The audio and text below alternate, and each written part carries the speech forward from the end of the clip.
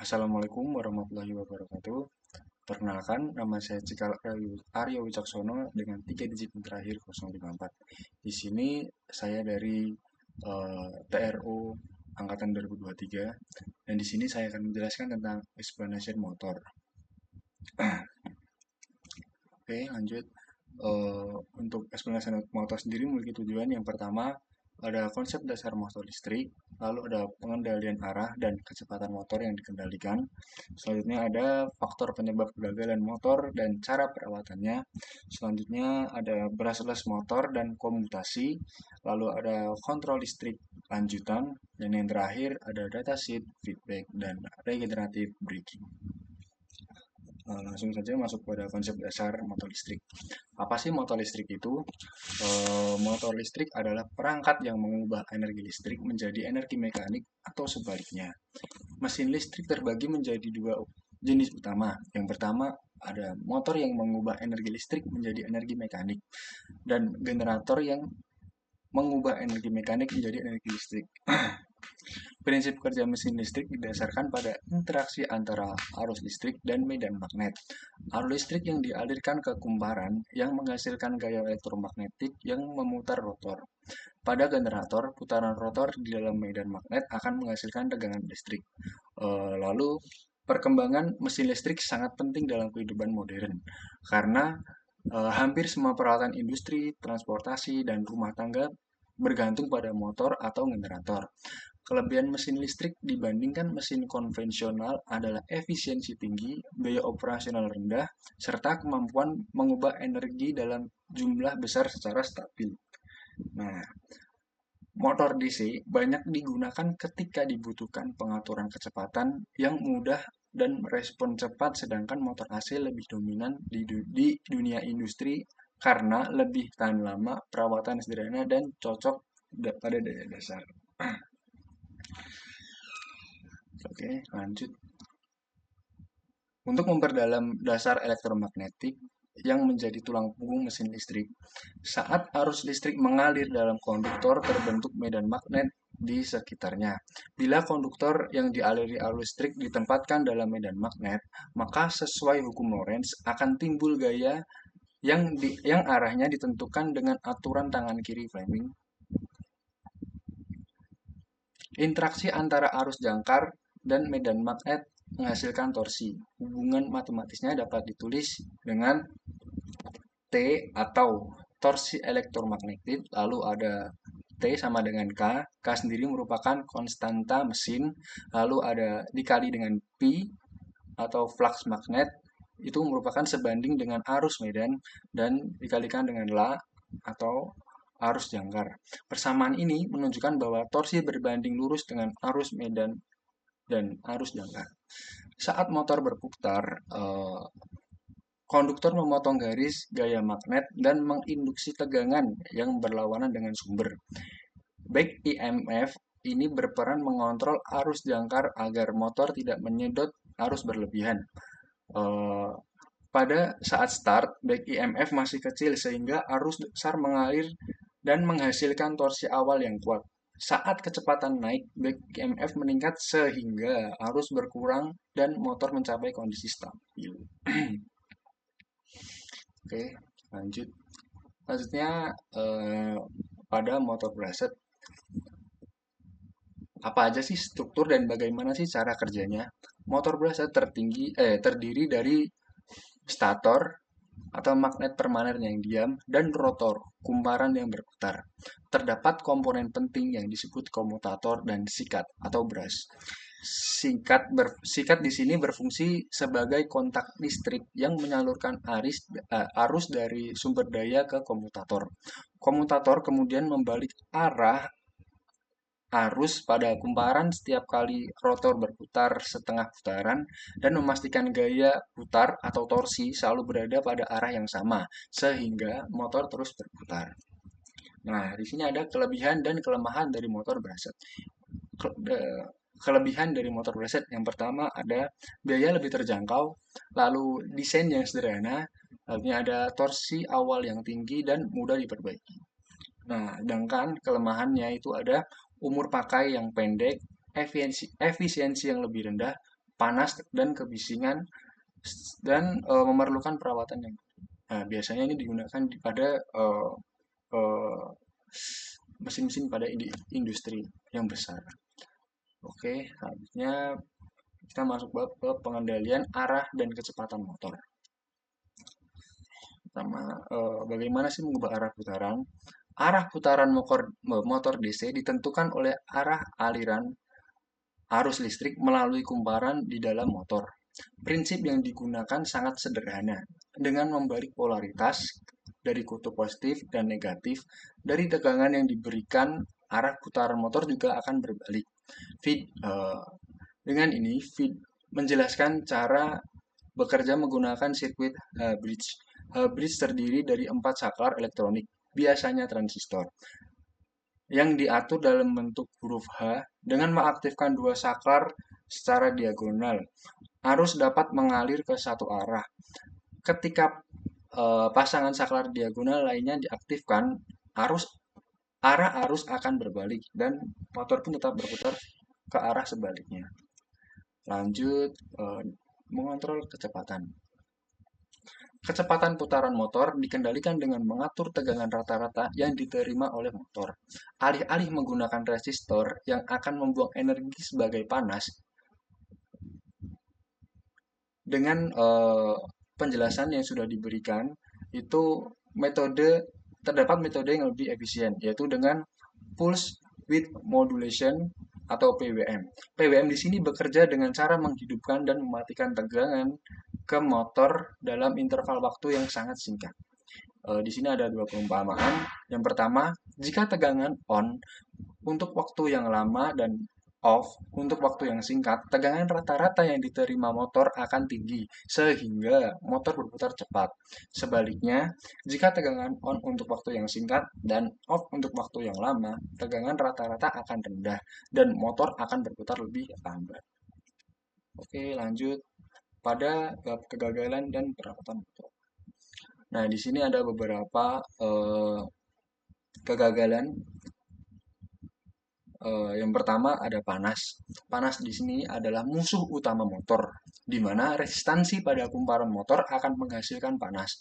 Panas berlebih akan melelehkan insulasi pada kabel kumparan, menyebabkan hubungan pendek atau short circuit di dalam motor yang akhirnya merusak motor secara permanen.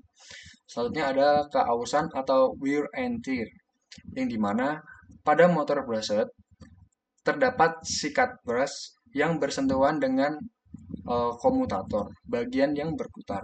Gesekan ini menyebabkan sikat dan komutator mengalami keausan seiring waktu, yang memerlukan penggantian dan menjadi batas umur pemakaian motor. Yang terakhir ada short circuit. Di sini hubungan pendek dapat terjadi akibat kerusakan isolasi kabel atau dari panas yang berlebih, kelembapan atau kesalahan manufaktur, kesalahan desain. Nah, tadi kan ada kegagalan dan di sini ada tips pemeliharaan dan proteksi. Nah, untuk mengatasi masalah-masalah itu, industri telah beralih ke motor brushless atau motor tanpa sikat. Motor brushless tidak memiliki sikat yang bergesekan, sehingga tidak ada keausan mekanis pada bagian tersebut. Selain itu, kumparan pada motor brushless berada di bagian yang tidak bergerak atau stator, yang terhubung langsung ke casing motor. Oke, selanjutnya kita beralih pada bab brushless motor dan komutasi. Nah, di sini terdapat perbedaan antara brushed dan brushless. Nah, di mana motor brushed menggunakan sikat brush dan komutator mekanis untuk menyalurkan arus kumparan. Keunggulannya adalah struktur yang sederhana serta biaya yang relatif lebih murah. Namun kelemahannya yaitu motor brushed cepat aus akibat gesekan yang terus-menerus, serta efisiensi yang lebih rendah dan butuh perawatan yang rutin. Sedangkan pada motor brushless atau BLDC tidak memiliki sikat. Sebagai gantinya, motor ini memakai sistem komutasi elektronik untuk mengatur arus yang dialirkan. Keunggulannya adalah lebih efisien, tahan lama, dan menghasilkan putaran yang lebih halus. Namun, harganya lebih mahal serta memerlukan driver elektronik. Nah, bagaimana sih cara brushless motor menghasilkan torsi? Nah, pada motor BLDC bekerja secara pada motor BLDC eh, ah, motor BLDC sendiri itu bekerja secara interaksi medan magnet antara rotor yang biasanya berupa magnet permanen dengan stator yang merupakan kumparan dengan arus bolak-balik. Arus listrik tersebut dialirkan ke kumparan stator dikendalikan oleh inverter atau driver elektronik. Perubahan medan magnet stator inilah yang menarik dan mendorong magnet rotor sehingga timbul gaya putaran atau torsi. Karena tidak ada gesekan sikat, motor BLDC lebih efisien serta mampu menjaga kestabilan torsi di berbagai kecepatan. Oke, kita lanjut. Masih pada bab yang sama yaitu basis motor dan komutasi. Namun di sini kita masuk pada komutasi elektronik. Nah, di sini ada perbedaan antara sensor dengan sensorless. Nah, pada sensor pada sensor BLDC, posisi rotor terdeteksi dengan bantuan sensor Hall. Hal ini memungkinkan driver mengalirkan arus tepat waktu ke kumparan. Kelebihan dari sensor ini adalah start yang lebih mulus, lalu kontrol kecepatan dan torsi yang lebih presisi. Namun, pada sensor ini memiliki kelemahan yaitu harganya yang lebih mahal dan sistem yang lebih kompleks, lebih sulit jadinya. Selanjutnya pada sensorless BLDC yaitu mendeteksi posisi rotor melalui back EMF atau tegangan balik dari lilitan. Nah, kelebihan dari sensorless BLDC ini adalah lebih sederhana, lebih kompleks, lebih murah dan tahan terhadap kondisi lingkungan yang keras.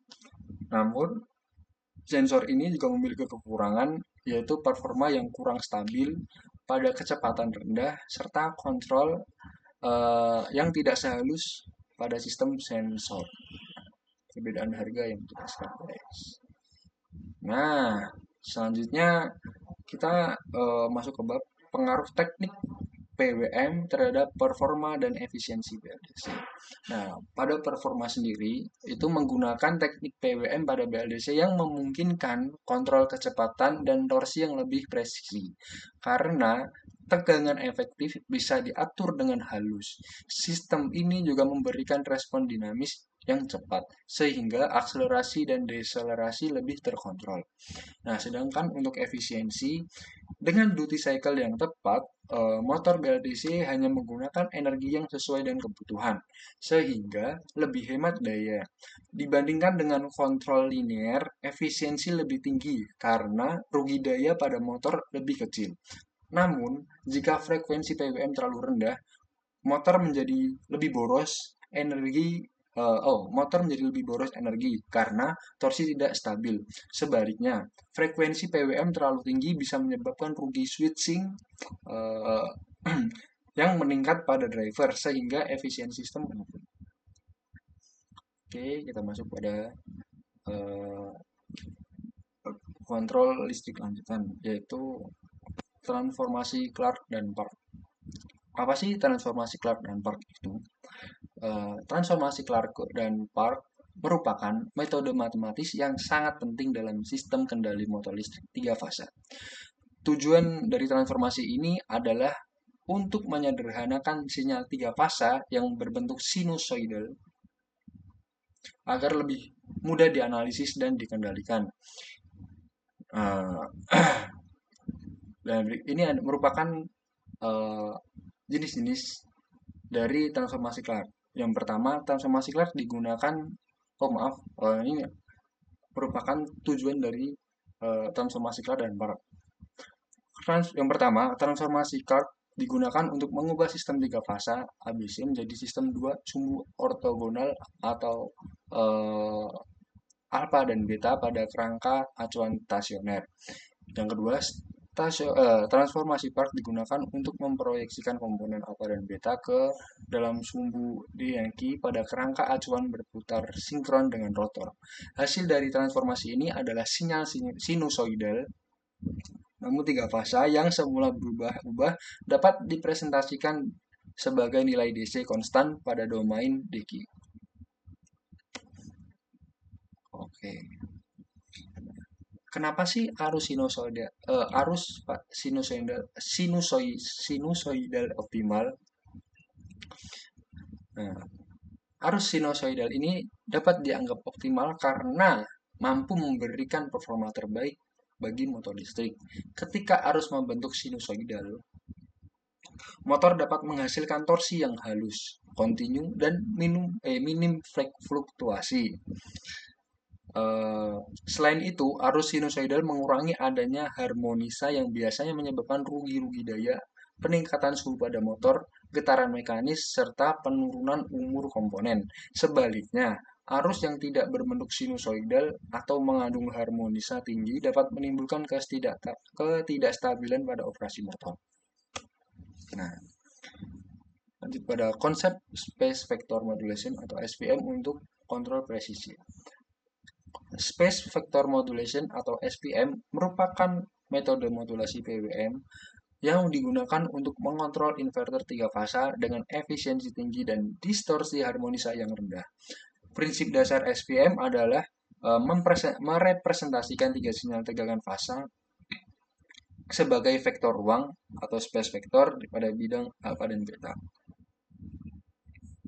Pada bidang ini terdapat 6 vektor dasar dan 2 vektor nol yang membentuk diagram heksagonal. Dengan memanfaatkan kombinasi vektor-vektor tersebut dalam waktu tertentu, inverter mampu membentuk tegangan keluaran yang mendekati sinusoidal. Nah, ini implementasi dasar SVM dengan simulasi. Implementasi SVM biasanya dilakukan pada simulasi sebelum diaplikasikan pada perangkat keras.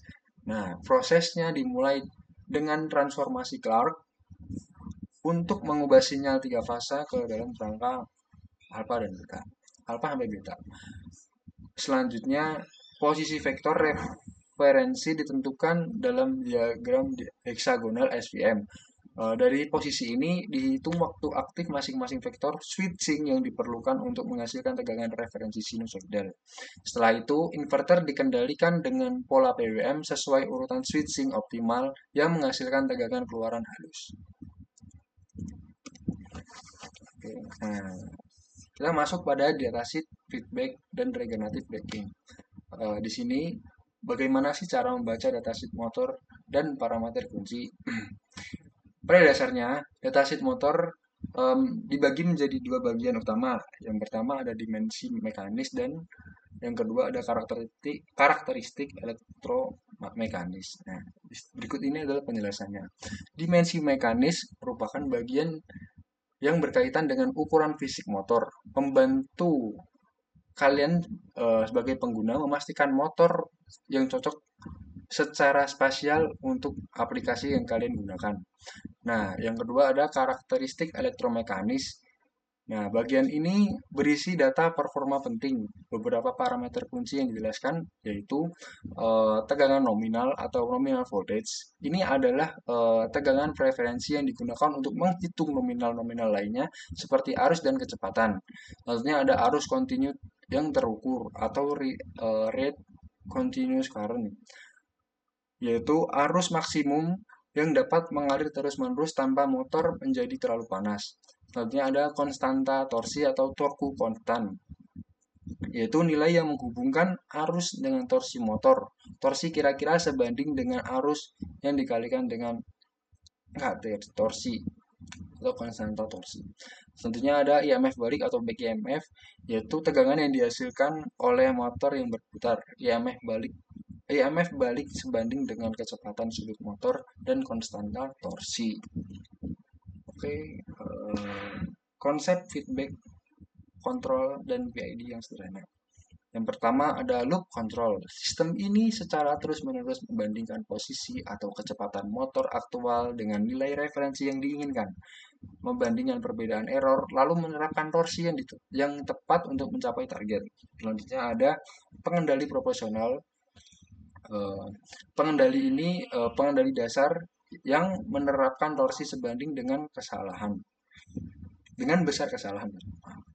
Selanjutnya ada pengendali proporsional derivatif, yaitu menambahkan istilah derivatif untuk meningkatkan redaman sistem dan membantu mengurangi osilasi dan overshoot. Nah, kita masuk pada regeneratif braking atau prinsip dan manfaatnya. Nah, untuk prinsip kerja sendiri yaitu regenerasi terjadi ketika IMF balik atau back EMF motor lebih besar dari tegangan yang disuplai, sehingga memaksa arus mengalir kembali ke baterai untuk mengisi ulangnya. Nah, manfaat pengereman mekanisnya dapat dijelaskan bahwa bantal rem mobil listrik bisa aus karena sistem pengereman dirancang untuk mengoptimalkan regenerasi. Rem mekanis digunakan untuk melengkapi torsi pengereman yang dibutuhkan, memungkinkan motor untuk fokus pada tugas memanen energi secara optimal. Jika menunjukkan bahwa membuang sebagian kecil energi melalui gesekan dapat memungkinkan pemulihan energi total yang lebih besar. Nah, sudah selesai. Nah, sebelum saya tutup, eh, saya akan memberikan kesimpulan. Jadi, dapat disimpulkan bahwasanya pembahasan yang barusan saya katakan itu berfokus pada prinsip dasar motor listrik, jenis-jenis motor, serta teknik pengendaliannya. Motor listrik bekerja dengan mengubah listrik menjadi energi mekanis melalui interaksi arus dan medan magnet.